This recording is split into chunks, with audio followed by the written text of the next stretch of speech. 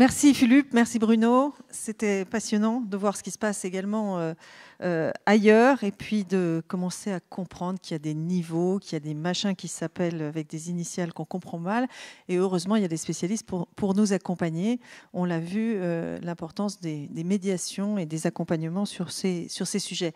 Alors, je voudrais vous proposer maintenant d'échanger largement, c'est-à-dire au sens où vous serez invité également à le faire, et principalement autour de la question de la confiance du citoyen, de la confiance des institutions dans le citoyen aussi.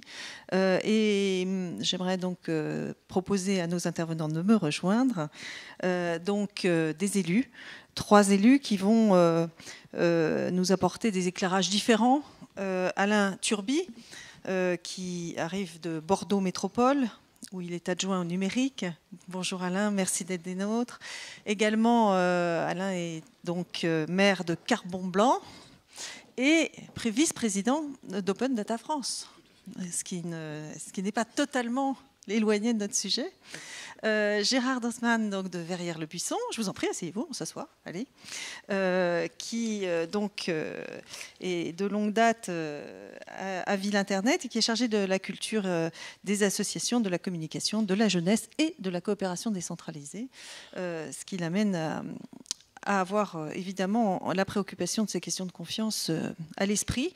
Et Anne Gallo, vous êtes maire de Saint-Avé et vous êtes également membre de l'Association des petites villes de France, et c'est mandaté par l'Association des petites villes de France que vous nous accompagnez aujourd'hui, parce qu'il est important également dans ce travail d'appropriation de ces questions que les associations d'élus participent à l'information, à l'échange, à la veille, avec leurs membres sur ces sujets-là. Elles le font inégalement. Certaines sont extrêmement dynamiques sur la question du numérique. D'autres se posent des questions parallèles, que ce soit l'Association des maires ruraux de France, qui est très dynamique sur le numérique, mais qui se pose la question de la ruralité, de l'accès, etc., qui est un sujet qui n'est pas celui du jour, mais qu'il ne faut pas oublier.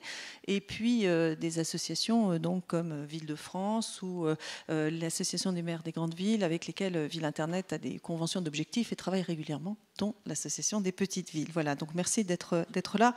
Alors je ne vais pas faire d'introduction parce que je pense que tous les débats qu'on a, toutes les personnes qui sont intervenues, les questions qui ont été posées, nous montrent bien que la collectivité territoriale est le niveau de la confiance entre l'État, les administrations, voire même peut-être avec certains acteurs du secteur privé pour ces questions fondamentales de l'identité numérique du citoyen. Donc cette problématique de la confiance.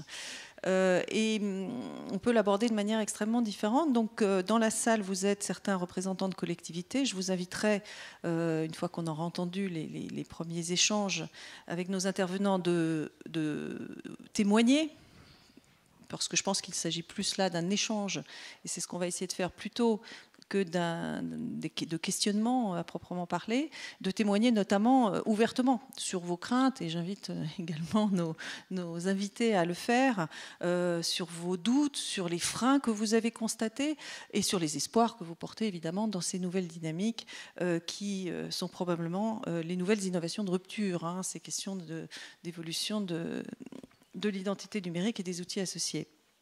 Donc, également dans la salle, les acteurs du privé qu'on a entendus un petit peu, mais qui pourront, de leur côté, réagir en nous disant comment ils imaginent pouvoir résoudre les craintes et les difficultés que certains élus ressentent. Alors, Alain Turby, si vous voulez bien démarrer en nous apportant votre éclairage tel que vous l'avez préparé. Oui. Je ne veux pas dévoiler ce dont vous allez parler. Je préfère que vous y alliez tranquillement directement. Je vous propose de prendre le micro qui est là. Je me permettrai le cas échéant de vous relancer ou de vous couper si jamais je considère qu'on peut échanger un petit peu, et si des personnes veulent intervenir, elles peuvent le faire également. Bien sûr, donc oui, alors bonjour à tous.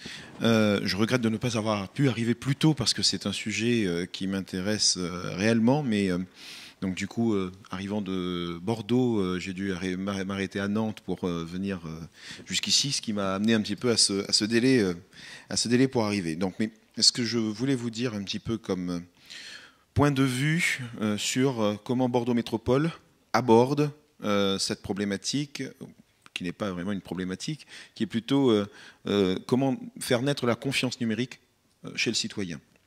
Comment assurer cette confiance numérique.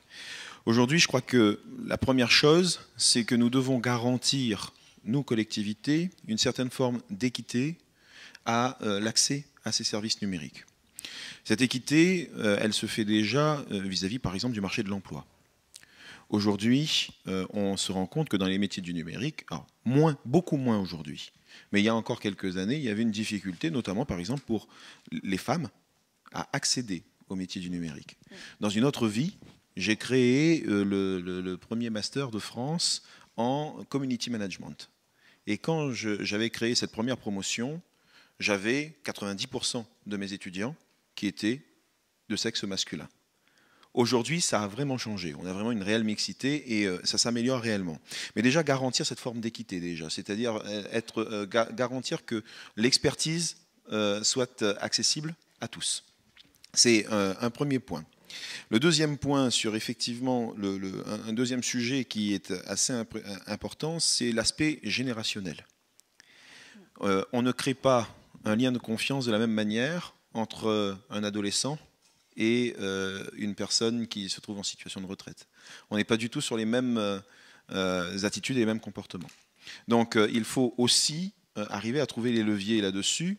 Et on a rencontré récemment à Bordeaux Métropole une association qui s'appelle Emmaüs Connect, qui permet effectivement de garantir cette équité aussi, c'est de permettre aux personnes qui sont en rupture avec les nouvelles technologies, justement de leur donner un socle de connaissances permettant de garantir ce phénomène de confiance. Ensuite, un aspect qui, je crois, peut concerner, si des élus de collectivités territoriales sont présents, ils vont se reconnaître dans ce phénomène. Nous avons connu cette fameuse loi MAPTAM, donc la loi qui permet la métropolisation. Cette métropolisation amène à une mutualisation des moyens. Si nous arrivons à mutualiser les moyens, alors forcément nous allons pouvoir permettre d'homogénéiser un minimum nos systèmes d'information et donc de permettre un accès homogène et donc garantir une forme de confiance quelque part, puisque tout le monde accédera de la même manière, avec la même méthode, aux informations qui sont nécessaires et qui sont en lien avec la collectivité. Après, il y a une autre réalité que nous devons prendre en compte. Je crois que c'est le cas de tout territoire. Bordeaux Métropole, aujourd'hui, c'est 28 communes différentes. Donc 28 territoires différents. Vous l'avez dit, je suis maire de Carbon-Blanc. Carbon-Blanc, c'est 7200 habitants dans un ensemble de 735 000 habitants. Nous pesons 1% du territoire en population. Il est clair que les besoins ne sont pas les mêmes sur ce territoire que dans la ville-centre. L'usage n'est pas le même. Le besoin en termes d'usage numérique n'est pas le même. On parle souvent de ville intelligente. OK, offrir une ville intelligente, est-ce que la personne qui s'installe à Bordeaux-Centre a le même besoin en termes de ville intelligente qu'une personne qui s'installe à Carbon-Blanc? Typiquement, non. Exemple, le point d'accès Wi-Fi. Mes habitants à Carbon-Blanc, ils n'en ont strictement rien à faire du point d'accès Wi-Fi. Ce n'est pas le besoin primaire. Par contre, si je peux leur permettre d'accéder à des ressources administratives qui nécessitent un déplacement de Carbon-Blanc à Bordeaux-Centre, qui se fait à heure de pointe en 1h30 en voiture, si je peux leur permettre d'accéder à des ressources directement en restant à Carbon-Blanc derrière leur écran, c'est une solution qui permet d'adapter cette notion de ville intelligente à l'usage que les gens peuvent faire des solutions qu'on leur propose. Enfin, il y a effectivement un certain nombre d'autres points sur lesquels nous pourrons intervenir. Donc j'attendrai bien sûr les échanges avec la salle pour éventuellement détailler ces éléments. Mais tout cela n'est possible que si on arrive à harmoniser le tuyau. Si nous voulons développer les usages, mais qu'en même temps nous ne permettons pas un accès au très haut débit de façon homogène sur l'ensemble du territoire, c'est forcément problématique. Et donc, nous avons, nous, une convention avec l'opérateur Orange qui déploie sur le territoire métropolitain la fibre optique jusqu'à l'abonné. Donc, ça, c'est le premier élément. En garantissant, bien sûr, attention, hein, que l'accès à l'abonnement se fait de façon homogène, c'est-à-dire que ce n'est pas Orange qui sera l'opérateur final, l'opérateur sera celui que l'abonné aura choisi. Donc on permettra effectivement d'ici 2020, c'est un objectif, de couvrir l'ensemble du territoire métropolitain avec ce réseau de fibre optique. Et en même temps, nous avons fait le choix d'une délégation de service public pour développer un réseau de fibre optique à haut niveau de service à destination des entreprises, parce que vous parliez tout à l'heure des entreprises, et c'est effectivement un enjeu majeur. Je pense que dans la région de Vannes, on est confronté exactement au même phénomène. Dès lors que vous êtes en périphérie d'une agglomération, quand c'est le cas pour une ville comme Artigues près Bordeaux, par exemple, où vous êtes en deuxième couronne de l'agglomération, eh bien, qu'est-ce qui va se passer? Vous allez avoir une espèce d'hémorragie des entreprises vers les territoires voisins qui ont une situation fiscale un peu plus intéressante. Eh bien, typiquement, en proposant une offre que ces territoires voisins ne peuvent pas proposer, notamment un réseau de fibre optique à haut niveau de service, vous arrivez du coup à attirer de l'activité sur le territoire et donc à montrer le dynamisme que votre territoire a vis-à-vis des outils numériques. Très bien. Alors, une question quand même. Est-ce que, d'après vous, en tant que maire, d'être élu de proximité, vraiment avec vos habitants, comment vous ressentez la perception de ces services numériques qui deviennent effectivement élargis et qui pourraient l'être encore plus grâce à des outils d'identité numérique comme on l'a vu aujourd'hui? Et est-ce que vous pensez que la population elle est prête à s'engager dans cette responsabilité finalement d'avoir en main son identité? Je crois que le phénomène de rupture générationnelle dont je parlais tout à l'heure est un élément clé. Les foyers de population qui se constituent surtout dans ce noyau métropolitain, qu'est-ce qu'on constate? On constate qu'en fait, sur la ville-centre et quelques villes périphériques, on a une population relativement jeune avec laquelle on n'a pas réellement de difficulté à déployer des services numériques. Dès lors que vous êtes sur une ville de deuxième couronne, je crois que la moyenne d'âge de la population carbon-blanaise est supérieure à 50 ans. Donc on est vraiment là typiquement sur une ville où l'usage n'est pas identique. Eh bien, on se rend compte qu'effectivement, il y a un certain nombre de difficultés. C'est en proposant justement de nouveaux outils qu'on arrive à créer ce lien. Exemple, nous avons implanté dans cette ville une application que je conseille d'ailleurs au maire de Vannes si jamais il a l'occasion d'en faire usage. Ils ont déjà beaucoup peut-être. De choses. Une application qui s'appelle j'aide-ma-ville.com. Donc cet éditeur est venu me voir en me proposant un outil de signalement qui permet de signaler ce fameux trou dans la chaussée qui est problématique et qui permet ensuite aux services, qu'ils soient municipaux ou métropolitains, d'intervenir lorsque on constate qu'il y a une difficulté sur le territoire. Eh bien, le fait de mettre en place ce genre de service crée le besoin. Parce que quand on voit qu'on peut solliciter la municipalité par le biais d'une simple prise de photo avec son smartphone et le fait de voir le résultat intervenir beaucoup plus rapidement que lorsqu'on sollicite parfois même le service directement, eh bien, quelque part, ça crée une forme de confiance. Bien sûr, puisqu'il y a une réaction, il y a donc de l'interaction. Tout à fait. Et en l'occurrence, là, le service, il est anonyme ou on doit déclarer? Il peut être anonyme, mais on peut, aussi déclarer son identité. D'accord. Voilà. Alors, bizarrement, quand l'utilisateur déclare l'incident, il fait souvent le choix d'être anonyme. Mais quand il félicite, il fait souvent le choix de déclarer son identité. Voilà, comme quoi la psychologie peut rentrer en ligne de compte. Et alors, donc, pour être sur la question des dispositifs d'authentification, d'identification, etc., dont on a bien vu les différences aujourd'hui, est-ce que Bordeaux Métropole a mis en place quelque chose? Est-ce qu'il y a un projet? Est-ce que vous êtes dans la boucle de ceux qui testent? Je pose la question parce que comme j'en ai pas la liste, de ceux qui testent France Connect, est-ce que... Alors, à l'heure actuelle, il y a effectivement un certain nombre d'outils qui sont à l'étude. Nous avons mis en place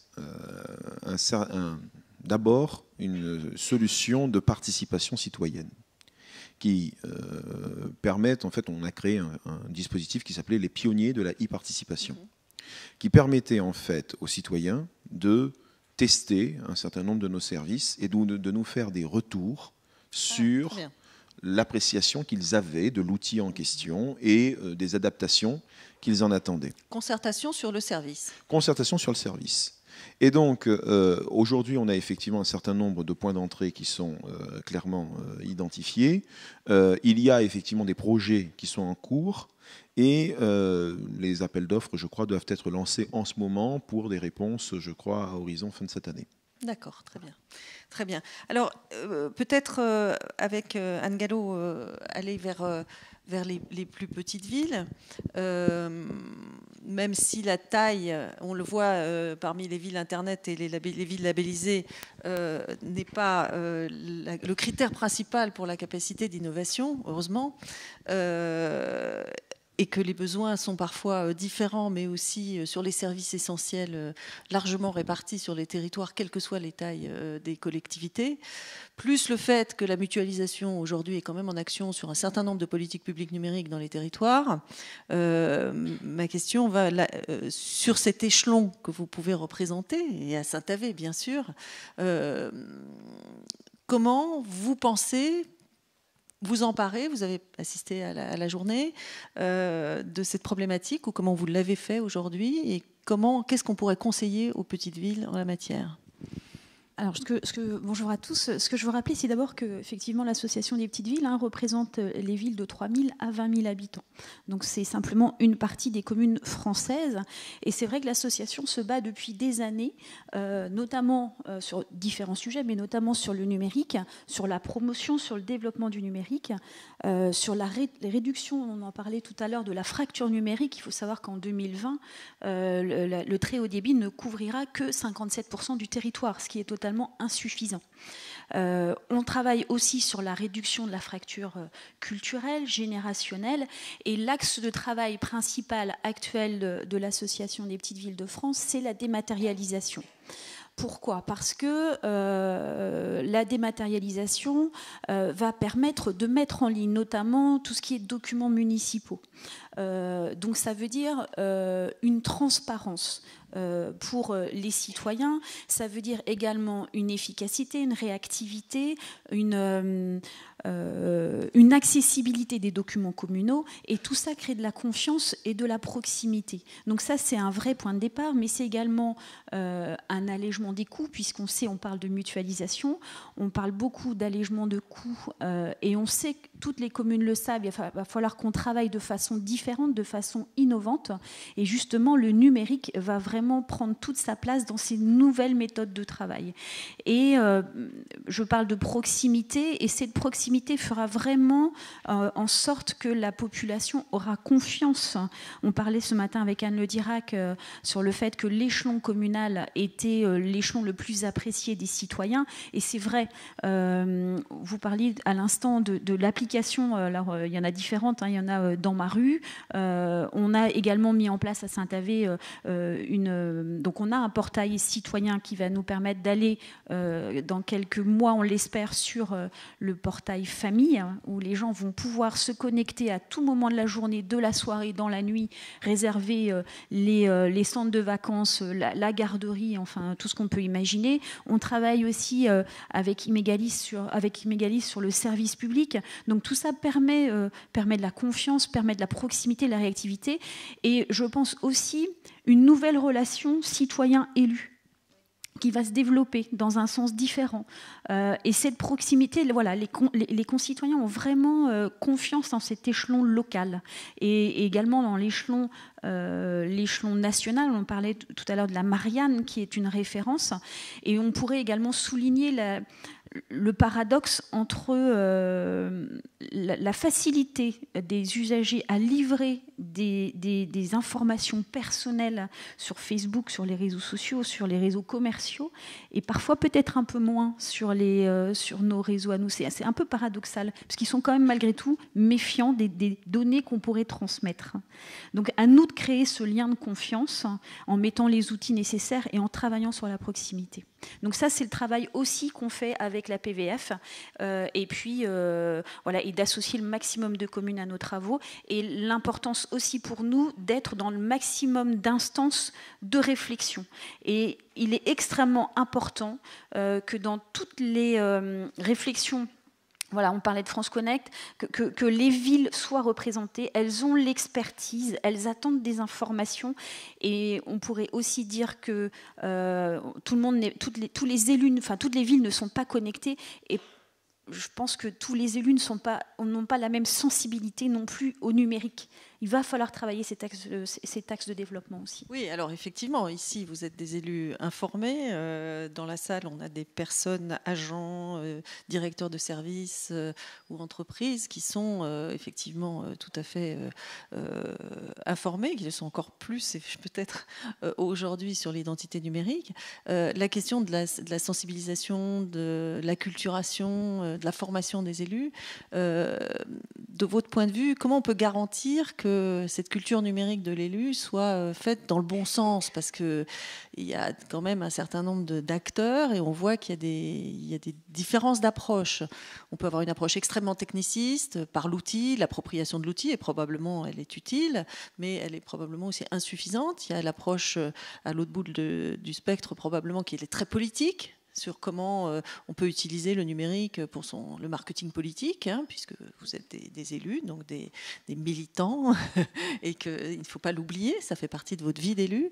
Et donc, effectivement, comment on peut, après une journée comme celle-là, par exemple, on voit bien qu'il y a des moments où chacun, à notre niveau, on perd le fil. On a un problème de sémantique, on a un problème de glossaire, on a un problème de culture, de connaissance, tout simplement. Et là revient en ligne de compte la question de la confiance, c'est-à-dire comment s'organiser. Alors je pose la question parce qu'on est un petit peu intéressé, puisqu'avec l'Internet, on a, avec la ministre Axelle Lemaire, une mission de monter un référentiel national de la formation numérique des élus. Et c'est vrai qu'on se préoccupe plus de la question de la culture, hein, et notamment de celle de la confiance. Et de la confiance que les élus peuvent avoir dans leurs propres citoyens, d'ailleurs, pour être citoyens responsables et actifs. Excusez-moi, la question était un peu longue, mais c'était... voilà, aujourd'hui, comment on fait, quand on est un élu, pour se former à ces questions-là ? Pour se former, d'abord, il faut qu'on puisse avoir des lectures. Aussi, ça passe beaucoup par la communication écrite, numérique. Les associations ont un vrai rôle aussi d'information, de formation. Il y a plein de formations qui sont organisées sur le numérique. Nous, à la PVF, on en fait de très bonne qualité. Mais je pense qu'il en existe partout. Je voulais vous entendre dire. Non, mais pour y avoir assisté, je vous le confirme, elles sont de très bonne qualité. Voilà, mais je pense qu'il y a aussi l'État qui peut nous accompagner dans ce changement de façon de travailler. Et ça, le rôle de l'État, il va falloir le mettre en avant et nous accompagne autant dans le financement de certaines applications, je pense à la dématérialisation, puisque ça a des coûts, mais également de la formation des élus. Et c'est vraiment une appropriation qu'il va falloir qu'on fasse, nous, élus, pour changer nos comportements également. Après, il y a plein de solutions à mettre en œuvre, mais la formation est indispensable. Et l'information également. Et l'information. Bon, bah, je veux juste aussi rajouter, alors c'est peut-être moins les élus, mais également l'école numérique est importante. On parlait de la fracture générationnelle. On a 3 publics différents. On a l'ancienne génération qui va dire peut-être avoir moins de facilité avec le numérique. La population intermédiaire qui a l'usage régulier du numérique, et la jeune génération qui, elle, n'est pas du tout méfiante. Et il va falloir vraiment travailler aussi avec cette jeune génération pour qu'elle apprenne à travailler le numérique et avec le numérique, c'est-à-dire avoir un certain degré de méfiance et ne pas tout dévoiler sur les réseaux et ailleurs. Donc la question de l'éducation civique, hein, qui revient, puisqu'en fait on parle de société civique, quand on parle d'identité numérique, comment on est citoyen, comment on est dans le collectif, dans l'espace public, ensemble, et effectivement, probablement il faut interroger, peut-être pas uniquement l'éducation nationale, mais l'ensemble de la communauté éducative, dont les collectivités. Donc on apprécie, on note que l'Association des petites villes de France serait prête à accompagner cette démarche de mise en place de dispositifs d'éducation civique au numérique et à l'identité numérique du citoyen. Et effectivement, c'est probablement le meilleur moyen de préparer les générations à venir à être responsables de leurs données personnelles notamment. Gérard, pour continuer le tour de table et pour l'élargir ensuite, à Verrières-le-Buisson, qui est une ville donc de la région parisienne, à la limite du Grand Paris. À la limite, ou dans le Grand Paris? Dans le Grand Paris, oui, on ne sait pas trop. Oui. Voilà, on va savoir bientôt. Nous avons voté pour rentrer dans le Grand Paris, mais voilà. Mais ça pose toujours la même question. Quand on est dedans, c'est la mutualisation. Quand on n'y est pas, c'est d'autres mutualisations à organiser et à mettre en dynamique. Oui, puisqu'on fait partie d'une communauté d'agglomération dont toutes les communes sont dans les Hauts-de-Seine, donc dans le Grand Paris, sauf nous. Et voilà. Donc il y a un problème législatif actuellement. Voilà. Et donc, comment après la journée passée là à entendre nos spécialistes et les divers échanges, j'aimerais introduire la question un peu des freins, comment on aborde dans une commune où on ne fait pas encore, où on n'a pas encore de dispositif d'identité numérique. C'est le cas pour vous trois. Donc la question vous revient ensuite, si Gérard entame. Mais bon, comment on prend le taureau par les cornes pour se mettre au travail sur cette question-là? Voilà, donc Verrières, 16 000 habitants, et nous avons à peu près actuellement une vingtaine de services en ligne, avec, comme un peu à Vannes, seulement certains qui sont complètement, d'autres partiellement. La question de l'identité numérique, j'étais à peu près étranger à ça jusqu'à la semaine dernière. Et donc, quand Florence m'a contacté, j'ai commencé à regarder France Connect, faire les simulations. Et en faisant les simulations, j'étais un peu inquiet. Je dirais, ce matin, la présentation de M. Marzin m'a rassuré, parce que quand on regarde la simulation actuelle qui est sur le site, c'est un peu très inquiétant au niveau de la protection du citoyen. C'est-à-dire, juste en creusant un petit peu... C'est-à-dire, par exemple, donc je suis allé en entrant les codes qui étaient indiqués, par exemple le code fictif des impôts. On arrive donc, on a introduit le nom de la personne, un certain nom, je ne sais plus comment. C'est pour s'inscrire à la cantine. Et donc on clique là-dessus, et puis on apparaît, nous allons avoir accès à la déclaration d'impôt au revenu fiscal, à EDF, la facture EDF pour votre adresse, et puis à la sécurité sociale pour voir si vous avez droit, etc. Et c'est tout, avec simplement continuer. Oui, trois cadres. On appuie continuer, puis on a le résultat. Mais je sais que, par exemple, sur la ville, il y a des gens, lorsqu'ils s'inscrivent, par exemple, leur enfant au centre de loisirs, ils ne veulent pas communiquer leurs revenus. Ils préfèrent payer plein pot, mais ils ne veulent pas les communiquer. Devant cette situation, que fait-on? Eh oui. Comment avoir le choix? Quel tableau de bord pour le citoyen sur les informations qu'il veut donner ou pas? C'est ça. Alors on va échanger là-dessus. Je pense qu'il y aura des réponses. Voilà. Donc, on a eu une discussion en fin de semaine avec le maire, un certain nombre d'adjoints. Parle bien dans le micro. De façon assez informelle. Donc, première réaction, c'est très intéressant, c'est de dire que simplifier au niveau de la vie du citoyen, pourquoi pas, avec tout de suite l'inquiétude au niveau de l'accès de tiers à nos données de la ville, l'inquiétude pour les citoyens, et puis également une réflexion, c'est l'État qui nous dépossède de nos attributions. Voilà en gros les trois réactions que j'ai eues. Alors,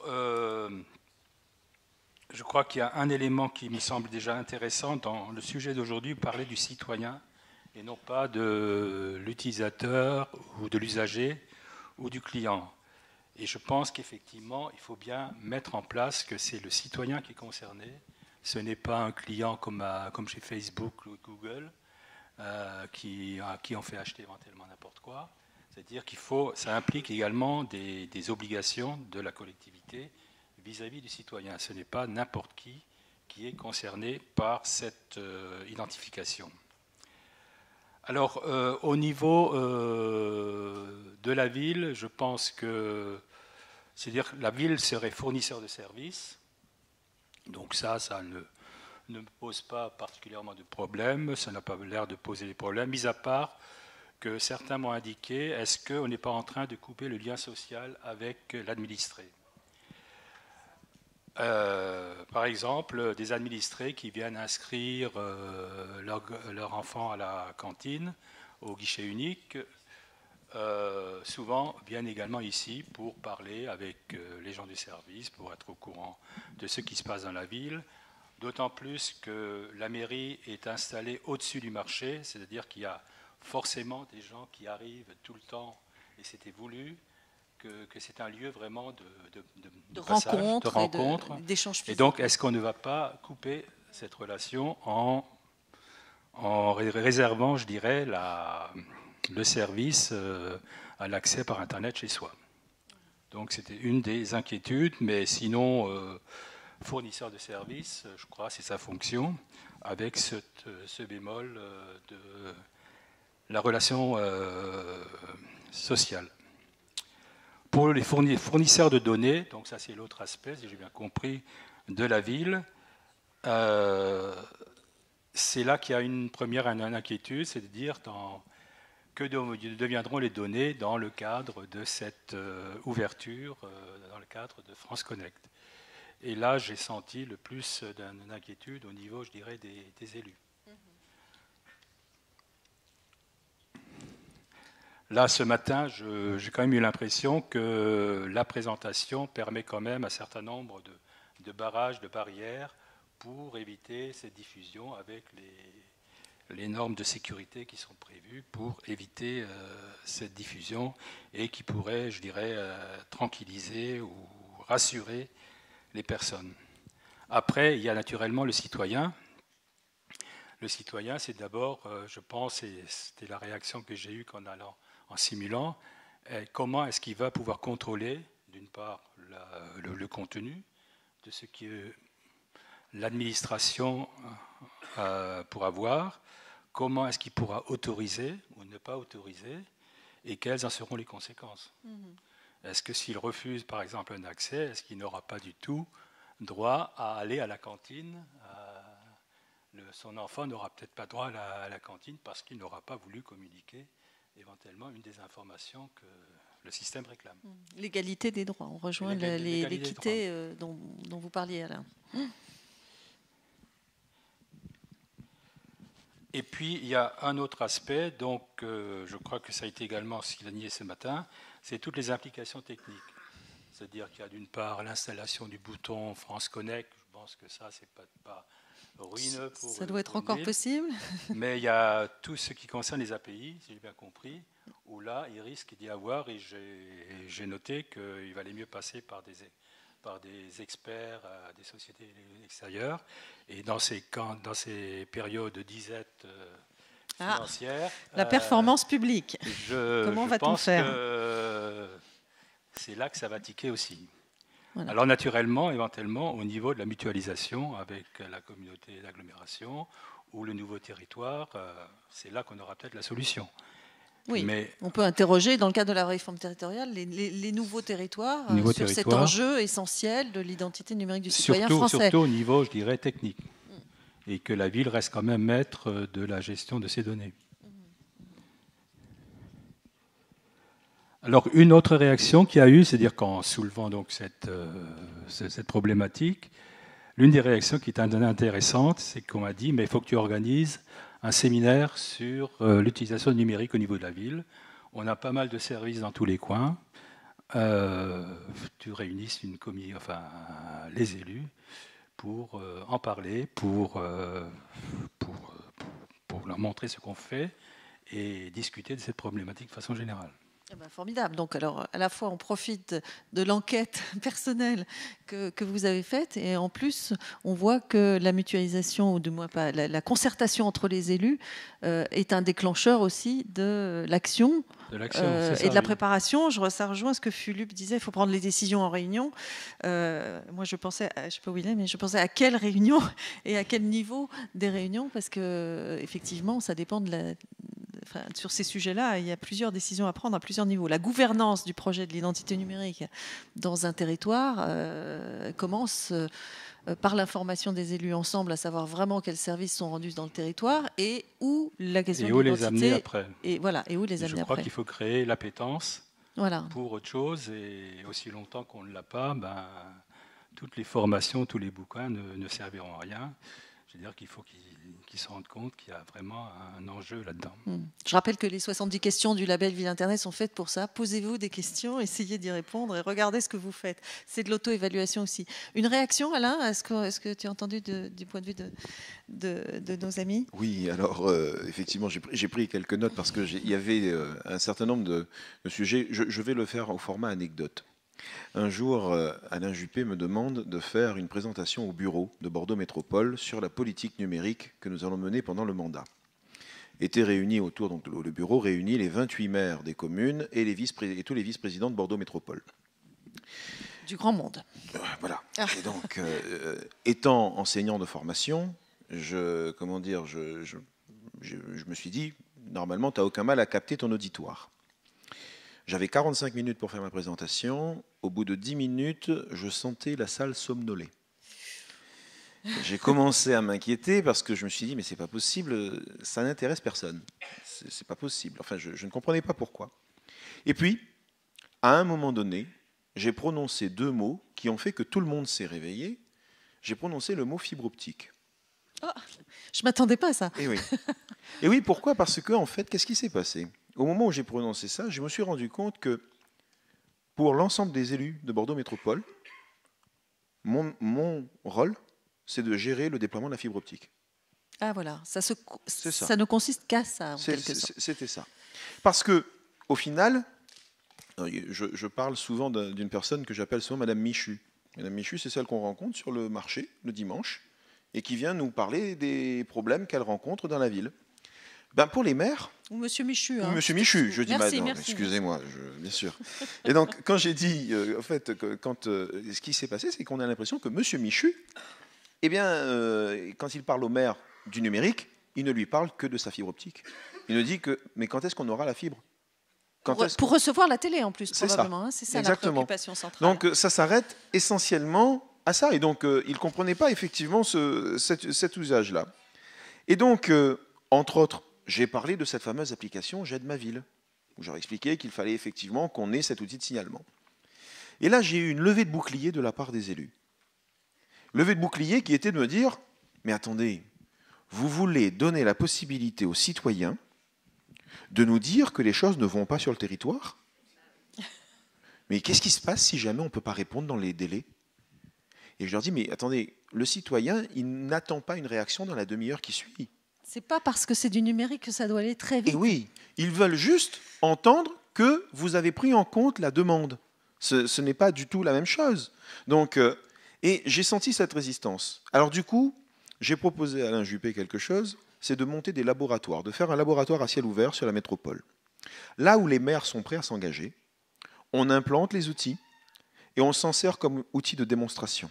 Et on montre aux autres maires. Et c'est comme ça qu'on arrive à créer, en fait, le besoin. C'est-à-dire qu'ils voient comment ça marche ailleurs, et quand ils voient comment ça marche, on va dire, quand ils perçoivent les apports que cela suppose, derrière, ils en voient l'intérêt, et du coup, ils souscrivent. L'échange d'expérience avec la démonstration des bénéfices. Exactement. Exactement. Et on va dire que, vous parliez tout à l'heure de formation des élus, c'est vrai que c'est nécessaire. Il faut effectivement aller sur cette formation. À tel point que, ne serait-ce que le déploiement de la fibre optique, le sujet qui les préoccupe au premier plan, pour la majorité des maires, enfin la majorité, j'exagère un peu, on va dire un tiers des maires, ils étaient convaincus que puisque, par exemple, Orange déploie la fibre, alors le client est obligé de prendre un abonnement chez Orange. Et donc, il y a effectivement une nécessité à faire passer le message sur ces différents niveaux de compétences. Il y a une montée en compétences nécessaire. Donc, j'ai demandé à la personne des services en charge du numérique de réunir l'ensemble des maires de la métropole et de bien dire que tant que les maires ne seraient pas présents, je ne ferai pas le séminaire en question. Et donc, une fois qu'on avait réussi à réunir les maires, c'est là où on est rentré un peu plus dans le détail de ce qui permettait un petit peu de comprendre les enjeux du numérique. Souvent, je leur dis, mais vous ne voyez que le glaçon. Vous ne voyez pas toute la surface qui est en dessous. Vous ne voyez pas tout ce qu'on peut faire, en fait. Et cette notion de confiance, elle vient aussi là-dessus. On parlait d'Open Data France tout à l'heure. Il y a une réalité aujourd'hui. Théoriquement, toute collectivité de plus de 3500 habitants ou 3000 habitants doit ouvrir son jeu de données. C'est une obligation.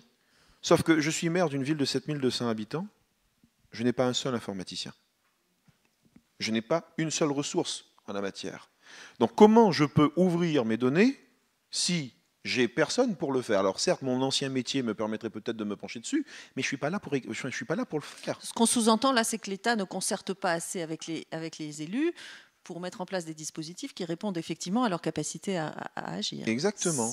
Pas uniquement dans le numérique, si je ne me trompe pas. Mais enfin, justement, parlons par exemple de cette baisse de dotation globale de fonctionnement. Non, n'en parlons pas, s'il vous plaît, parce qu'alors déjà on déprime un peu, mais là on va carrément plonger. Juste pour l'anecdote quand même, un point qui cristallise ma colère en ce moment, c'est de dire que à Carbon-Blanc, par exemple, j'ai fait le choix de la dématérialisation.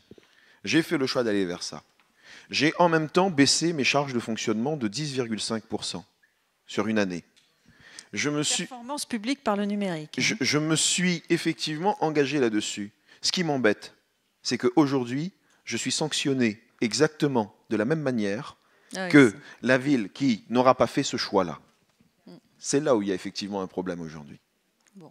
Il faut le porter dans nos associations et dans nos débats, c'est fait. Voilà.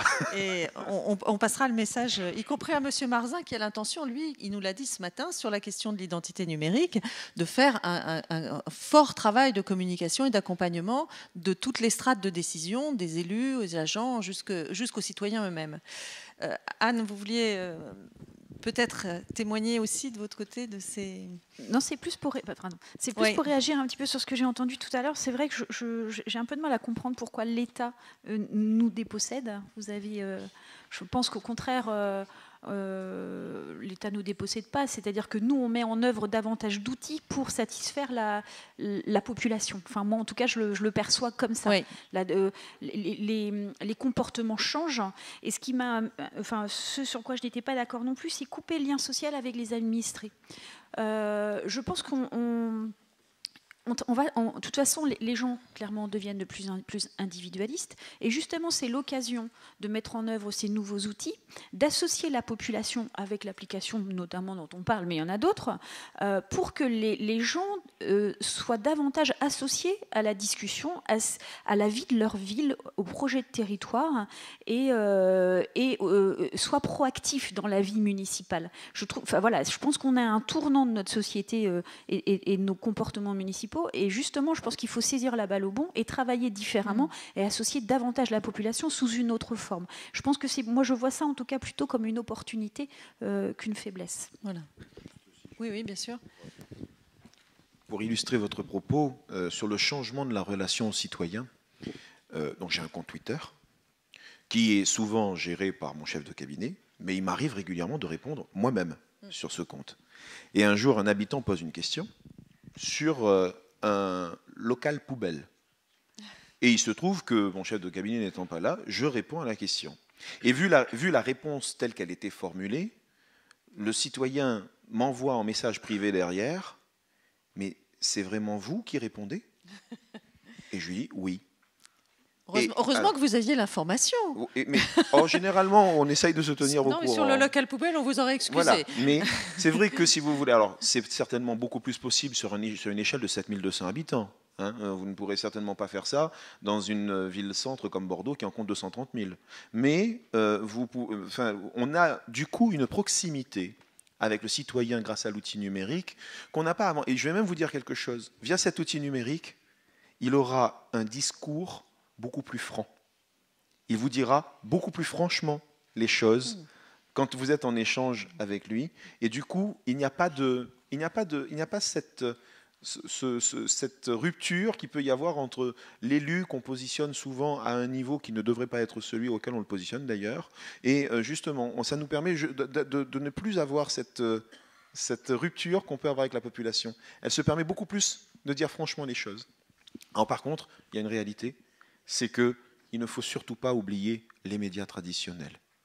C'est vrai que si vous voulez, j'ai fait récemment une réunion de concertation sur le bilan d'étape de maire, voilà, et j'ai fait le choix de distribuer dans toutes les boîtes aux lettres de la ville l'invitation à cette concertation.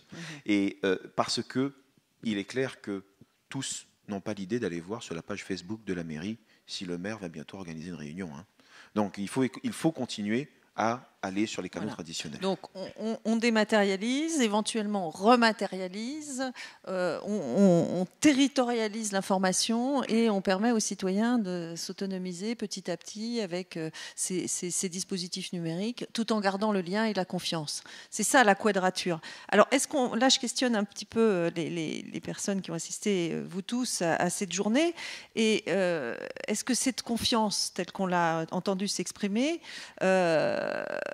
vous pensez qu'elle est réelle dans vos collectivités aussi, que le numérique y contribue, que la question de l'identité numérique va y contribuer, parce que certains ont quand même marqué des doutes. Hein. Est-ce que cette transparence va éveiller la confiance, ou est-ce qu'au contraire elle risque de la remettre en question, puisque où vont les données, hein, disait Gérard, qu'est-ce qui se passe? Certains de ses collègues se posent ces questions-là. Donc à la fois, est-ce que du côté des entreprises, il y a des réponses, j'espère rassurante, je crois, donc je vous suggère les choses. Éventuellement, je vois Christophe René de la Poste là, qui demande la parole, on va lui apporter un micro. Et peut-être également du côté d'Aris Mort qu'on a entendu tout à l'heure. Et je crois qu'il y a quelqu'un également de Sopra Imprimerie Nationale qui va pouvoir aussi donner cet avis sur cette question-là. Parce que vous avez compris l'exercice qu'on vient de faire grâce aux élus qui sont intervenus dans ce débat. C'est qu'on a vu que c'était possible, que ça fonctionnait, c'est techniquement, juridiquement, que ça allait être possible, que l'État s'y mettait. Mais si on ne part pas de cette relation de proximité qui vient d'être décrite de manière extrêmement intéressante, je vous en remercie tous les trois, parce que on comprend vraiment dans le vécu quotidien cette relation à ces sujets-là. Et donc, comment on peut à la fois accompagner les élus, les renforcer, puisque là j'ai donc trois entreprises qui vont réagir, et du point de vue des collectivités locales qui êtes là, est-ce que vous le ressentez de la même manière, hein? On va essayer de jouer l'échange comme cela. J'avais prévu de me déplacer, mais en fait il y a des hôtesses, des micros, donc tout va bien. Christophe René de DocAposte. Merci. C'est tout à fait intéressant les témoignages que nous avons entendus, et on a bien vu qu'effectivement, ce qui plaît beaucoup aux élus, c'est notamment les applications mobiles de signalement, parce que c'est quelque chose qui brille. C'est un peu de la provocation, mais on pourra en reparler un tout petit peu. Et effectivement, beaucoup de collectivités, y compris Verrières-le-Buisson, monsieur le maire adjoint, vous le savez sans doute, utilisent des solutions telles que celles que nous pouvons proposer pour faire du signalement. Il y a quand même un questionnement pour moi, et je vous renvoie donc ces deux questions. Par rapport à l'expérience que nous avons d'être au contact des collectivités au quotidien, tous les jours, qui nous demandent des solutions de refonte de sites web, de la mise en œuvre de portails citoyens avec des comptes citoyens, bien sûr qui prennent en compte l'hébergement des données par nous le plus possible, c'est le fait qu'on soit arrivé dans une période où la contrainte budgétaire des collectivités, la pression fiscale sur les citoyens est telle que sans doute il faut apprendre à faire mieux avec moins d'argent. Et donc on voit bien qu'il y a une chance formidable, c'est toutes les solutions en mode SaaS, telles que celles que nous pouvons présenter, comme d'autres. Et donc aujourd'hui, toutes les données, elles sont plutôt hébergées par nous. Ça ne pose pas de difficulté majeure dès lors qu'on a pris en compte la sécurisation des données. Mais je vous pose la question, est-ce que pour vous, dans les collectivités, c'est quelque chose que vous avez pris en compte? Autrement dit, la mise en œuvre de ces nouvelles solutions, est-ce que vous avez bien pris en compte le fait que ça bouleverse l'organisation de l'architecture même informatique des systèmes d'information des collectivités territoriales, qui depuis le début des années 1980 était plutôt dans un mode juxtaposé vertical, une application pour chaque métier de la collectivité, Dieu sait qu'ils sont nombreux, à l'heure où nous sommes maintenant, à mettre en place des plateformes plutôt en mode horizontal. Je discutais avec un directeur de système d'information d'un conseil départemental il y a quelques jours encore, qui me disait « J'ai 250 applications métiers, ce que j'ai à faire pour les 4 années qui viennent, c'est transformer tout ça en 4 plateformes de services, dont une plateforme de gestion de la relation avec le citoyen, une plateforme de gestion des relations avec la trésorerie et l'État sur les aspects finances, marché public, une autre sur la partie RH, etc. » Donc on est bien dans une transformation profonde de l'organisation même des systèmes d'information. Et après, sur les contraintes budgétaires, deuxième question, est-ce que l'échelon intercommunal a sa place ? Ici en Bretagne, on a entendu parler de Mégalis comme une plateforme formidable de mutualisation au niveau régional. Mais pour Monsieur le vice-président de Bordeaux Métropole, voilà, est-ce que finalement vous avez convaincu vos collègues que tous ces chantiers doivent prendre place maintenant au niveau intercommunal? Et cette question, elle est vraie aussi, bien sûr, pour Saint-Avé et pour Verrières-le-Buisson. Parce que les prestataires que nous sommes peuvent apporter des solutions aussi d'un point de vue intercommunal. Mais la question, c'est est-ce que politiquement, ces éléments sont pris en compte? Alors, Anne, vous voulez essayer de répondre, et puis Gérard, et on viendra sur là. Voilà, je répondrai sur le premier point. Alors, on prend l'exemple du signalement dans la rue, il y en a d'autres. Nous, on n'a pas d'application spécifique pour ça. On a une application générale où tous les citoyens peuvent nous faire remonter des informations sur quoi que ce soit. La rue, ça peut être un éclairage pas éteint dans une salle. Enfin, ça peut être... C'était simplement, typiquement, l'exemple facile à transmettre. Ensuite, sur le changement d'organisation, alors oui, nous avons, en tout cas, nous, la chance à Saint-Avé, 11 000 habitants, d'avoir un service informatique structuré qui travaille depuis de nombreuses années sur une architecture qui se prépare à l'avenir. Donc, on essaye d'anticiper, on essaye... après, tous les services ne vont pas forcément être modifiés non plus. Il y a certains services supports, on parle des RH, on parle des finances notamment, on parle des services publics, enfin de tout ce qui est état civil. Ça, effectivement, c'est des changements d'organisation et en même temps d'optimisation. Je vous parlais tout à l'heure de changement de pratique, de changement de façon de travailler. Et donc, ça passe évidemment par ça et on anticipe. Et la troisième question, c'est par rapport aux finances. Alors sur nous, notre territoire breton, c'est vrai que on est en train de réfléchir sur la mutualisation. Il semblerait que l'informatique soit un axe de mutualisation. Il faut qu'on y réfléchisse. Je regarde le direct, mais il faut qu'on y réfléchisse encore. Ce n'est pas finalisé. En tout cas, le discours qu'on entend, c'est pas parce qu'il y a mutualisation qu'il y aura économie. Donc je resitue ça dans le débat financier, mais en tout cas peut-être une harmonisation technique à voir. Gérard, une réaction ou est-ce que... Oui, je pense que c'est un souhait au niveau de la ville de simplifier, de revoir de façon toute la partie informatique. Pour le moment, je crois qu'on en est au niveau de la réflexion. Et je dirais que le fait que mes collègues souhaitent... Un séminaire, ça va aider à... Ça a été un élément supplémentaire qui va... Vous pourrez leur montrer les vidéos, hein, tout est filmé et ce qui s'est passé aujourd'hui. De passer de façon plus dynamique. D'accord. Au niveau de l'intercommunalité, je pense que, du moins au niveau technique, ce serait une des solutions de mutualiser à ce niveau-là. Maintenant, on ne sait pas où on sera exactement, donc... Voilà. On va voir. Ça va être un argument, peut-être, pour rentrer dans les Hauts-de-Seine. Enfin, dans les Hauts-de-Seine, dans le Grand Paris, via les Hauts-de-Seine.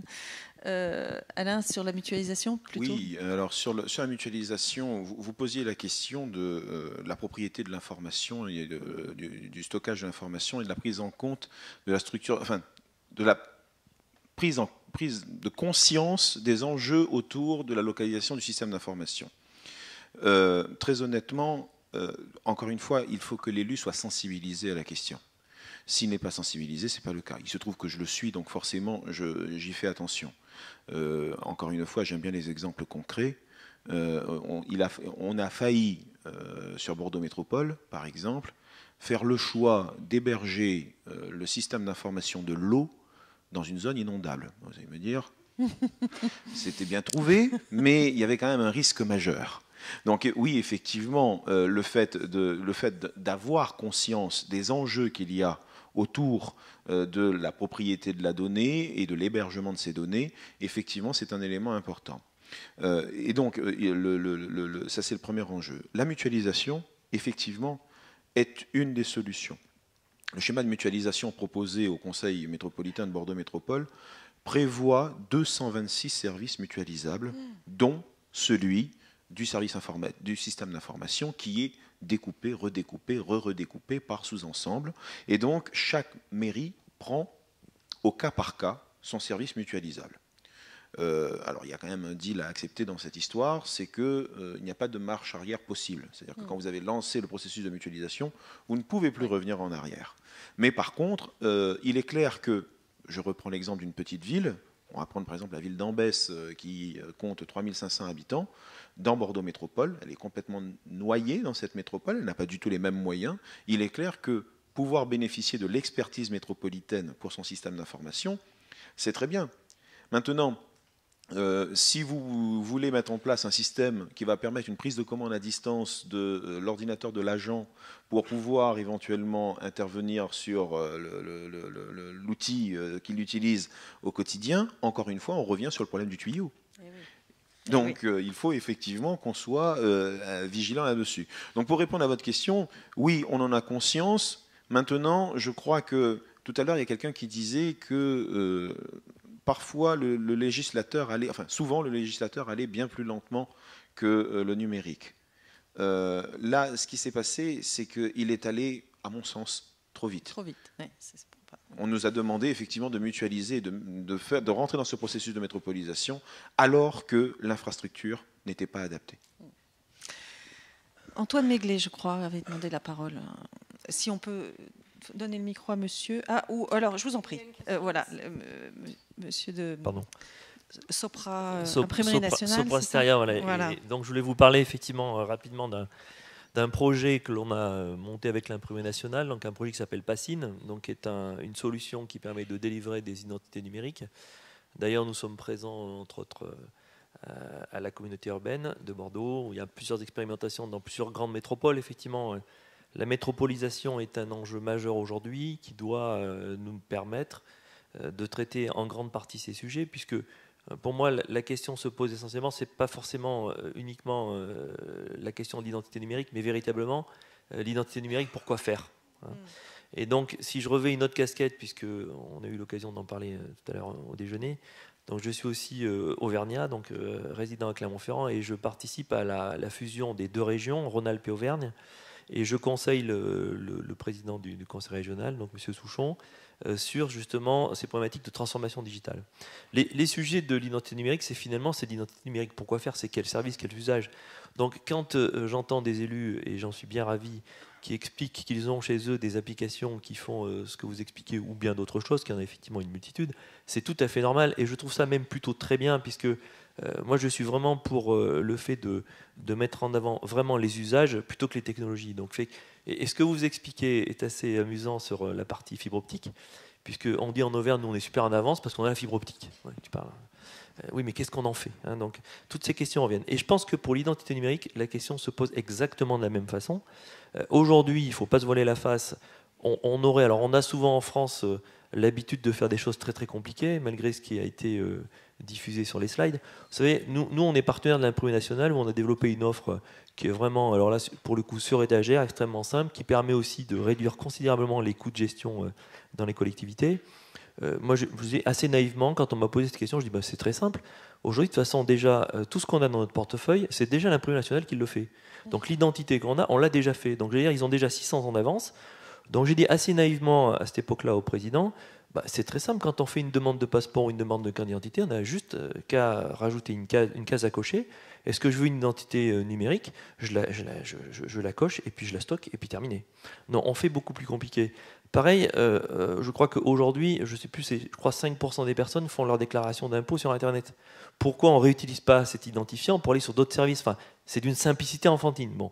Donc on se lance dans des projets plus fédérateurs, ce qui est très bien, mais je crois qu'aujourd'hui quand même, la vraie problématique de déploiement des services se pose. C'est pour ça que nous, on travaille aussi sur une approche originale qui est vraiment une conviction forte que l'on a, c'est la génétique territoriale.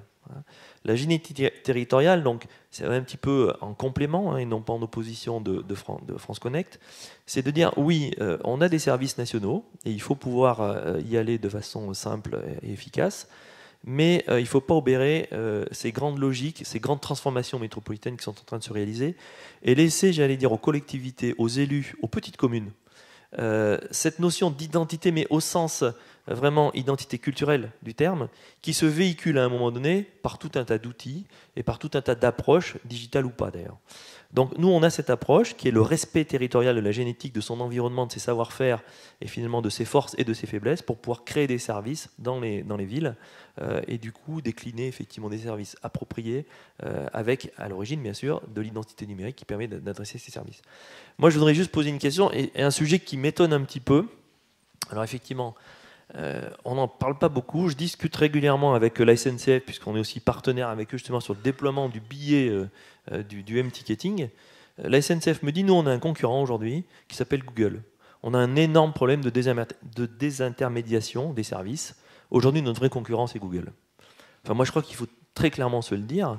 Aujourd'hui, notre vraie concurrence du sujet dont on parle aujourd'hui, c'est Facebook, c'est Google, c'est ces gens-là. Vous parliez tout à fait justement, madame, et moi j'ai plein d'ados à la maison, vous dites on va envoyer à la poste pour faire identifier. Enfin, moi je demande à mes enfants qui ont entre 18 et 25 ans, tu vas aller à la poste, je suis sûr qu'ils ne sont jamais allés. Par contre, vous dites tu vas utiliser ton adresse Facebook pour aller sur un service, bah oui, c'est déjà fait. Donc le problème qu'on a, je trouve aujourd'hui dans nos sociétés d'une manière générale, c'est que par rapport à ces solutions qui sont de toute façon existantes, je disais encore ce matin, c'est 11 millions de personnes qui se connectent chaque jour sur Google pour mettre en place, utiliser de nouveaux services, des nouveaux usages. Qu'est-ce qu'on fait avec ça? Comment on s'interface avec ça? Comment les collectivités, comment les usages que l'on a sur le territoire français, et je ne parle pas des Français qui sont à l'étranger, comment on utilise ces identités, ces usages et ces services de manière un petit peu plus intelligente, j'allais dire, et surtout de manière un petit peu plus interopérable. Voilà, et responsable. Et responsable. Et responsable, en connaissance de cause. Antoine Maiglet, pour compléter le point de vue des entreprises. Oui. Très rapidement, une surprise et une question. En fait, je pense qu'on partage tous, côté industriel et côté public, l'importance des usages numériques. Vous l'avez bien précisé, la coexistence numérique et puis proximité. Je suis surpris qu'après cette journée, de ressentir toujours une inquiétude palpable autour de identité numérique égale qu'est-ce qu'on va faire de mes données, quoi, en fait. Le numérique est important, mais identité numérique, ça veut dire qu'est-ce qu'on va faire de mes données, l'inquiétude de l'élu, l'inquiétude peut-être des citoyens. Et il y a peut-être un travail conjoint d'éducation entre le monde privé et le monde public. Dans le monde privé, l'identité numérique a été un accélérateur de services à valeur ajoutée pour les entreprises, pour leurs employés et pour leurs clients. Et donc, ma question, c'est comment nous, industriels, et vous, élus, avec vos citoyens, finalement, on peut travailler ensemble pour montrer que l'identité numérique est finalement le moyen le plus démocratique de remettre le citoyen au centre du numérique, c'est-à-dire le citoyen décide de l'usage de ces données pour que sa collectivité lui offre des services à valeur ajoutée. Et il y a peut-être un travail d'éducation, de travail conjoint, peut-être que mutuellement on peut travailler ensemble, mais donc comment pourrait-on faire sur ce sujet? Oui, ou comment peut-on vous répondre en disant que ce qui est du service marchand ne correspond pas nécessairement aux réalités, aux valeurs du service public? Excusez-moi d'amorcer la réponse un petit peu, peut-être, mais c'est une autre manière. Vous voyez ce que je veux dire? On est bien dans de la coopération. Alors, je suis d'accord. C'est pas le terme marchand, tout à fait d'accord qu'il n'y a pas vocation marchande. En revanche, on a une vocation commune, que ce soit pour des citoyens ou des clients, d'apporter des services à valeur ajoutée, qu'on les commercialise ou pas. Absolument, absolument. Voilà. Mais le débat est à prendre dans ce sens-là aussi, je pense. Hein, et c'est intéressant. D'ailleurs, avec Internet, on s'est associé dans un travail de cette étude de la relation entre les entreprises avec le Synov IT, qui est l'équivalent Syntec numérique pour le CGPME, 900 entreprises de l'IT en France. Et c'est vrai que c'est très intéressant de voir d'abord que les entreprises, la transition numérique, elles ne sont pas toutes à l'heure non plus, et que parfois, il y a une difficulté à se comprendre et qui est de part et d'autre, si je peux me permettre. Alors, excusez-moi un instant, je donne la parole à nos amis des collectivités locales, mesdames par exemple en face de moi, si vous le désirez, ou pour réagir à ce qu'on vient d'entendre, à ce que vous venez d'entendre, y compris aux deux dernières interventions. Mais qui veut la parole, hein, je vois les... Je privilégie les femmes toujours. Je ne sais pas pourquoi, c'est bizarre. Hein. Hélène Cal, DGS, dans une commune de 5000 habitants à 10 minutes de Vannes. Elvin, exactement. Bien moi, j'ai bien entendu tout ce que vous avez dit aujourd'hui. Je trouve ça très intéressant. Je fais partie peut-être des gens qui sont dans... des agents qui sont pour le développement numérique dans les collectivités, qui défendent le fait qu'il faut développer le service auprès du citoyen et notamment leur faciliter la vie. La difficulté principale, effectivement, c'est, je pense, de s'assurer que le citoyen qui utilise le service est le bon citoyen, qu'on n'est pas sur une usurpation d'identité, ça c'est la première chose. En plus, on manie des documents importants comme des cartes d'identité, des demandes de ce genre de choses. Il faut s'assurer effectivement qu'en termes de sécurité, on est bien en face de la bonne personne. La grosse difficulté dans nos collectivités, je pense, pour changer, enfin, en tout cas pour aller vers le numérique, c'est un changement de culture au niveau des agents. On n'est pas tous prêts à partir vers le numérique. Et la deuxième chose, c'est les moyens. Je rejoins monsieur de Bordeaux. Nous, on n'a pas non plus comme un informaticien dans la collectivité. Moi, j'attends beaucoup de la mutualisation avec l'EPCI pour qu'on puisse développer effectivement des outils pour développer la fibre optique, des serveurs communs, des systèmes de sécurité communs et pouvoir garantir effectivement l'accès à un service numérique auprès du citoyen qui lui garantisse la sécurité et une confiance dans sa collectivité. Merci. Un autre témoignage ou complément? Vous vouliez rajouter quelque chose? Non? Non? Oui? Non, ce que je voulais dire, donc Gonaëlle Legrand, moi je suis adjointe donc, à la communication et au numérique à la ville d'Elvin. Ça fait donc maintenant un peu plus d'1 an que nous sommes élus, et c'est vrai que quand on est arrivé à la ville d'Elvin, le numérique n'existait quasiment pas. Donc on a lancé un appel d'offres pour créer un nouveau site internet, et on s'est lancé après dans tout un système donc avec Hélène sur la dématérialisation de services. On a adhéré à Ville Internet l'année dernière. On est dans Très bonne initiative. Voilà, on est dans une démarche effectivement d'amélioration continue. On travaille là sur l'enfance jeunesse. Après, il y a aussi des solutions qui peuvent être différentes. Il faut être, je pense, à l'écoute aussi du marché, des entreprises, des jeunes startups. Donc nous, cette année, on va mettre en place... alors, ce ne sont pas des applications, c'est... une boîte à idées numérique. Donc, c'est une jeune start-up qui vient de Concarneau. On va être leur premier client. Ça s'appelle IdeCity. Donc, c'est permettre aux citoyens en fait, de nous donner des idées. Après, voilà, Elvin, on n'a pas d'argent. Voilà, il faut être très, très clair. On a malheureusement des emprunts toxiques. Donc, après, il faut négocier, savoir négocier. Donc, on leur fait de la publicité et ils nous offrent, comme on est le premier client, leur service gratuitement. Voilà. Donc on peut aussi être innovant dans le partenariat avec les entreprises, leur faire de la publicité, donc IdeCity, je le redis. On a entendu, voilà. Notez bien. Et puis ça nous permet, nous aussi, d'être innovants vis-à-vis de nos citoyens. Voilà. Très bien, merci. Philippe, oui, alors, moi je voulais rebondir un petit peu sur ce qu'a dit la personne. Excuse-moi, je t'interromps. Tu veux pas qu'on écoute les collectivités locales et on revient vers toi tout de suite. Excuse-moi, parce que madame avait le micro à la main en même temps que toi. Merci, bonjour, je serai brève. Laurence de Duvéa, maire de Saint-Pierre-Quiberon, premier mandat. En petite synthèse, 45 minutes de van, 2100 habitants, donc moins de 3000 pour adhérer à votre association. Peu de moyens techniques, très désireuse d'améliorer le service au sein de ma commune. Nous étions une commune isolée, nous appartenons depuis 1 an au Réquibron Terre Atlantique qui regroupe 24 communes, d'où un espoir de mutualisation au niveau numérique. Je sais que Mégalis est déjà un partenaire.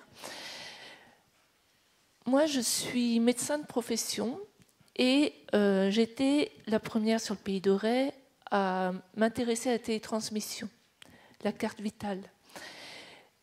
Il y avait une réticence des médecins, il n'y en a plus du tout.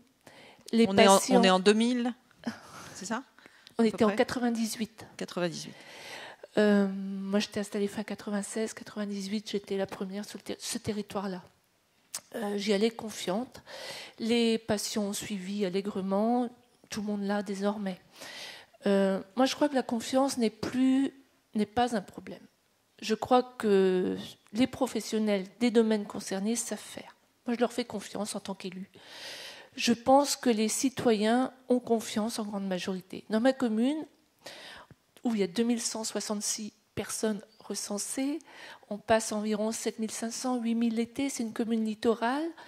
La population est âgée, nous n'avons que 92 élèves, 45% à plus de 65 ans et 69% concernent des résidences secondaires.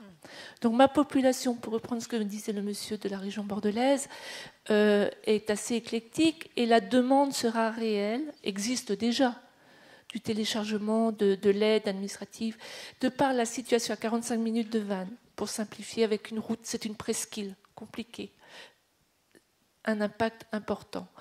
Deuxièmement, on est complètement obsolète au niveau site informatique. Là, j'ai juste une petite question technique, c'est est-ce que comme pour la télétransmission, il fallait un logiciel adapté, reconnu par l'État, pour pouvoir assurer le service technique, sommes-nous susceptibles d'être contraints de choisir un site ou un système particulier informatique pour assurer ce que vous allez nous proposer? Ça, c'est une petite question qui se pose. Moi, aujourd'hui, je suis très désireuse, mais je me sens très démunie. J'ai mis à disposition un cahier à l'accueil de ma mairie pour la demande des habitants, pour relater ce qu'ils voyaient sur leur chaussée, etc. Vous voyez, j'en suis là. Ça n'existait pas. Mais ça marche. Ça vient. Mais quand je vois j'aimemaville.com ou dans ma rue, au secours, ça va venir 3 fois plus vite. Et or, aujourd'hui, j'ai des services techniques qui ne répondent pas aux demandes que les élus demandent ou que les habitants renchérissent. Donc, je vais accélérer à certains rythmes avec une organisation à refaire, certainement, mais je sais que j'ai compris que je n'étais pas obligée de répondre dans la demi-heure. Je me sens très démunie au terme de cette journée. J'entends la formation, la lecture, l'accompagnement. Est-ce qu'ayant moins de 3000 habitants, je peux adhérer à quelque chose pour apprendre? Ça, c'est une question. Oui. Et ça semble possible. J'irai vous voir en coulisses un petit peu après pour avoir des réponses pratiques. Mais je crois qu'il y a un grand fossé. J'ai l'impression d'une certaine inégalité de territoire, malgré tout, selon nos tailles, nos moyens financiers. Vous parliez de la diminution de vos dépenses. Moi, j'ai 190 000 € de moins de dotation d'ici 2017. C'est énorme. On était isolés, on arrive en communauté de communes. C'est un grand pas, beaucoup d'efforts à faire. Je vois qu'Elvin, vous avez des emprunts toxiques, pas nous, mais bon, c'est compliqué pour des petites communes. Et 7 000, c'est beaucoup plus, 11 000, c'est beaucoup plus, 25 000, ici, c'est beaucoup plus. Hein. Donc, merci de l'aide, en tout cas, de nous stimuler. Nous, on est partants, ma population est certainement partante. Je pense que la confiance n'est pas un frein. Je ne crois pas. C'est une des caractéristiques des très petites communes, avec l'Association des maires ruraux de France, avec laquelle on travaille aussi, et avec vous-même, on le constate dans tous nos échanges. C'est qu'effectivement, la question de la confiance, en tout cas de la confiance du citoyen dans son administration et dans ses élus, n'est pas la même, et le ressenti n'est pas du tout le même en fonction de la taille de la ville.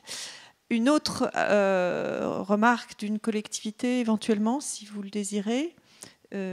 Sinon, Philippe a proposé de réagir à ce qu'il entendait et peut-être d'apporter un élément de réponse à Madame là sur. Alors, J'ai bien peur de devoir lui dire que je ne crois pas que l'identité numérique puisse faire travailler plus rapidement les services techniques. De ce côté-là, si j'avais une réponse, je pense que... voilà. Donc, non, pour revenir effectivement sur ce qu'a dit l'imprimerie nationale, qui est quand même intéressant, effectivement...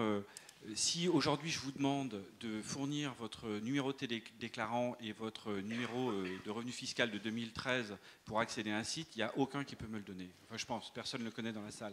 Donc c'est bien important de comprendre qu'une identité numérique n'a de valeur que si vous êtes capable de connaître les critères de connexion qui permettent d'y accéder. D'accord ? Et ça a été dit, effectivement, mes enfants connaissent mieux leur compte Facebook que leur compte La Poste, c'est une réalité. Donc on ne peut pas ignorer cette réalité. Par contre, ce qu'on peut faire, c'est qu'on est capable de certifier une identité dans laquelle on n'a pas confiance, par exemple une identité Facebook, une identité Google, une identité, en faisant une certification une fois. Par exemple, je peux vous autoriser à vous connecter à travers Google et en vous disant c'est la première fois que ce compte Google se connecte, donc je vous demande de me fournir votre numéro de télédéclarant et votre numéro de revenu fiscal 2013. Ensuite, je fais l'association et je dis cette association reste viable, mettons, pendant 6 mois ou pendant 1 an. Donc, on est capable de faire un mix entre les identités que les gens connaissent, qui sont en règle générale des identités commerciales, il faut le dire, que ce soit du Google, du Facebook ou du Orange, puisqu'on n'a pas beaucoup parlé d'Orange, mais il faut quand même rappeler qu'ils ont 30 millions d'identités rien qu'en France. Donc, c'est certainement le plus grand gestionnaire d'identités aujourd'hui sur le territoire. Et donc, on peut faire un mixte entre les deux, et c'est probablement dans ce mixte que se situe un bon compromis entre quelque chose qui est réellement utilisable et quelque chose qui est sécurisable. Voilà ce que je voulais rajouter. Merci beaucoup, c'est vraiment précieux. On est censé s'arrêter très bientôt, à 16h, il est moins 2, si je ne me trompe pas. En attendant, monsieur le maire qui nous rejoint, finalement c'est Anne qui va. J'allais dire, en attendant, monsieur le maire, tu pourrais donner ton point de vue, mais peut-être je vais demander un mot de conclusion, de réaction, avant d'appeler Anne parmi nous pour faire la clôture avec elle. Alain, bien sûr. Bien, écoutez, moi, il y a un mot que Madame la Directrice Générale des Services, vous avez utilisé il y a un instant, c'est la conduite du changement. Je crois que c'est un mot-clé. Cette conduite de changement, elle doit se faire effectivement au niveau de nos agents. Vous le disiez il y a un instant, les agents ne sont pas forcément sensibilisés aux usages, déjà. Je me souviens vous disiez que quand vous êtes arrivé dans la ville où vous étiez, le numérique n'existait pas. Quand je suis arrivé et que j'ai demandé à ce que ma secrétaire travaille sur mon agenda Google et qu'elle a vu qu'elle pouvait modifier un rendez-vous sur un ordinateur et le voir sur mon téléphone dans la demi-seconde qui suivait, elle ne comprenait pas comment c'était possible. Donc oui, effectivement, il y a une nécessité à accompagner le changement au sein des services. Ça, c'est un premier point. Le deuxième point, c'est la conduite du changement au niveau du citoyen. On l'a dit tout à l'heure, avec les différents échelons et l'accompagnement. Et je crois qu'il y a un point qui est quand même assez essentiel. Vous parliez tout à l'heure de la confiance qu'on pouvait avoir vis-à-vis de Google et de Facebook, en l'occurrence, par rapport à un jeu de concurrence dans lequel ils se positionneraient. La première chose, c'est que n'oublions quand même pas quelque chose. Il y a une expression qui dit « si c'est gratuit, c'est vous le produit ». Donc, ça veut dire qu'effectivement, il y a une éducation populaire à faire autour de ce qu'est Google. Aujourd'hui, vous demandez à un concitoyen qu'est-ce que c'est que Google, 9 sur 10 vous répondent moteur de recherche. Vous le demandez au PDG de Google, il vous dit indexeur d'information. Pas du tout la même chose. Donc, il y a effectivement un intérêt aujourd'hui à expliquer les choses. Alors, effectivement, nous, on s'appuie sur les associations du territoire. On essaye de trouver, effectivement, des aspects qui permettent un peu de sensibiliser la population à ces aspects. Juste un petit point de détail pour bien expliquer cette nécessité de comprendre les choses. J'ai récemment décidé d'installer, le groupe majoritaire de Carbon Blanc a décidé d'installer un système de vidéoprotection. Levée de bouclier d'une partie de la population qui disait on ne veut pas être fliqué, vous comprenez, on est filmé, c'est pas possible, voilà. Ma réaction était de leur dire est-ce que vous savez combien de caméras filment l'espace public en France? 75 000. Est-ce que vous savez combien de caméras de vidéosurveillance il existe en France? 950 000. Donc, il y a quand même déjà un gros décalage. Et dernière chose, je leur ai sorti mon smartphone. Et je leur ai dit, est-ce que quelqu'un a un truc comme ça dans sa poche aujourd'hui? La majorité de la salle en a un. Je leur ai dit, dites-vous quelque chose, c'est que vous êtes certainement beaucoup plus fliqués avec cet outil qu'avec la caméra qui, elle, bénéficie d'un cadre légal. On ne peut pas faire ce qu'on veut avec une caméra de vidéoprotection, d'autant plus quand on filme l'espace public. Donc, il y a effectivement, je crois, un aspect de vulgarisation qui est nécessaire et qui permet un petit peu de comprendre les choses. Et donc, cette conduite de changement doit se faire aussi au niveau du citoyen. Et cette conduite du changement, vous m'avez provoqué tout à l'heure, je vais me permettre de vous provoquer à mon tour du côté entreprise. Cette conduite du changement doit se faire aussi du côté entreprise.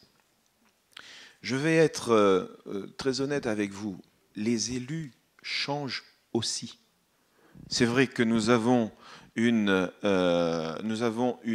étiquette qui peut nous être collée à un moment donné, et j'aimerais qu'on s'en départisse à un moment donné. Parce que ce qui m'embête quelquefois, c'est de recevoir des propositions financières qui ne sont pas forcément celles qui seraient appliquées à l'ensemble des clients, tout simplement parce qu'il est écrit liberté, égalité, fraternité sur nos frontispices. Nous sommes des mairies, mais nous sommes aujourd'hui capables de lire les propositions financières que vous faites. Nous sommes capables de mettre en concurrence et nous sommes capables aujourd'hui de vérifier ce qu'il est possible de faire. Vous parliez tout à l'heure, madame, d'innovation dans les collectivités. Oui, nous sommes capables d'innover et nous devons nous donner pleinement les moyens de le faire. Et cette conduite du changement donc doit concerner aussi les entreprises. Voilà, c'était ce que je voulais dire. Merci, bravo. Gérard. Oui, si je fais part au début de certaines réactions très négatives, de dépossession, de coupure de lien social, c'est pour montrer également les obstacles que nous avons à franchir. C'était ma question.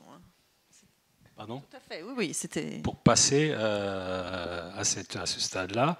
Et donc, je suis tout à fait d'accord qu'il faut faire preuve de pédagogie, d'une part, déjà au niveau des élus, où, je dirais, une grande partie ne sont pas sensibilisés à cet aspect-là, au niveau de la population et puis également au niveau des agents pour que tout avance. Et je crois que c'est un grand travail, c'est le travail principal qu'il faudra faire dans ces prochains mois et prochaines années.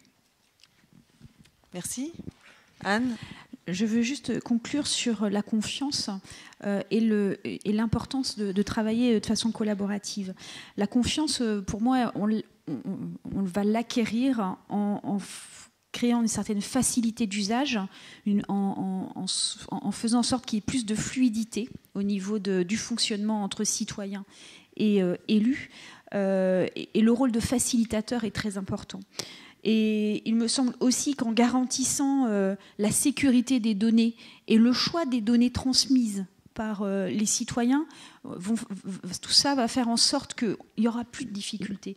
On parlait avec Anne Le Dirac, lorsqu'on préparait la réunion, d'un coffre-fort numérique où chacun pourrait donner ces éléments et ensuite transmettre ce dont il a besoin à certains organismes. C'est ça qui va faire que ça sera fluide, que ce sera rapide, qu'il y aura de l'efficacité, de la proximité, de la confiance. Et je crois que c'est dans ce sens-là qu'il faut qu'on travaille. Et je souhaitais dire aussi qu'il est indispensable de travailler en réseau, tous ensemble. On ne peut pas dissocier certains organismes de réflexion, des élus locaux, des associations. Il faut vraiment qu'on arrive, qu'on profite. Également, je parle d'Imégalis, puisque je suis bretonne, donc, et on y adhère. Et c'est un formidable outil précurseur qui serait peut-être d'ailleurs intéressant de développer à une autre échelle. Voilà, il faut absolument qu'on arrive à travailler en réseau et pour acquérir des outils fiables et dans un temps rapide. Merci, merci. En tout cas, bravo à vous tous, parce que en fait, ce qu'on a exprimé chacun, c'est à la fois nos points de vue professionnels et nos points de vue de citoyens, parce que quand on aborde cette question de l'identité numérique, on est tous un peu interpellés, et effectivement, je pense que les questions ont été très franches et très directes pendant les échanges. Donc, Anne, si tu veux me rejoindre, voilà, où tu concluras après, d'accord. Je vous remercie donc pour cet échange.